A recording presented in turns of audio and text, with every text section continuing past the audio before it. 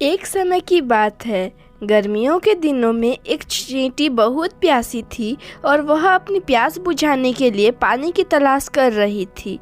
कुछ देर आसपास तलाश करने के बाद वह एक नदी के पास पहुंची। सामने पानी था, लेकिन पानी पीने के लिए वह सीधे नदी में नहीं जा सकती थी। इसीलिए वह एक छोटे से पत्थर के ऊपर चढ़ गई।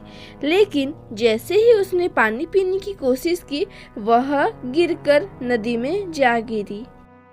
उस नदी के किनारे एक पेड़ था, जिसकी टहनी पर एक कबूतर बैठा था। उसने चींटी को पानी में गिरते हुए देख लिया। कबूतर को उस पर तरस आया और उसने चींटी को बचाने की कोशिश की।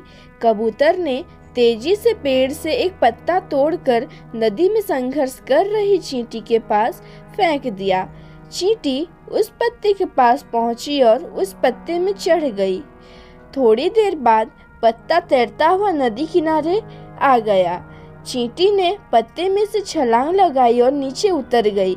चींटी ने पेड़ की तरफ देखा और कबूतर को उसकी जान बचाने के लिए धन्यवाद किया। इस घटना के कुछ दिनों बाद एक दिन एक शिकारी उस नदी के किनारे पहुंचा और उस कबूतर के घोंसले के नजदीक जाकर उसने जाल लगा दिया और उसमें दाना डाल दिया। वह थोड़ी ही दूर जाकर छिप गया और उम्मीद करने लगा कि वह कबूतर को पकड़ लेगा। कबूतर ने जैसे ही जमीन में दाना देखा, वह उसे खाने के लिए नीचे आया और शिकारी के जाल में फंस गया। वो चींटी वहीं पास में थी और उसने कबूतर को जाल में फंसाया हुआ देख लिया। कबूतर उस जाल में से निकलने के असमर्थ था। शिकारी ने कबूतर का जाल पकड़ा और चलने लगा। तभी चींटी ने कबूतर की जान बचाने की सोची और उसने तेजी से जाकर शिकारी के पैर में जोर से काट लिया। तेज दर्द के कारण शिकारी ने उस जाल को छोड़ दिया और अपने पैर को देखने लगा।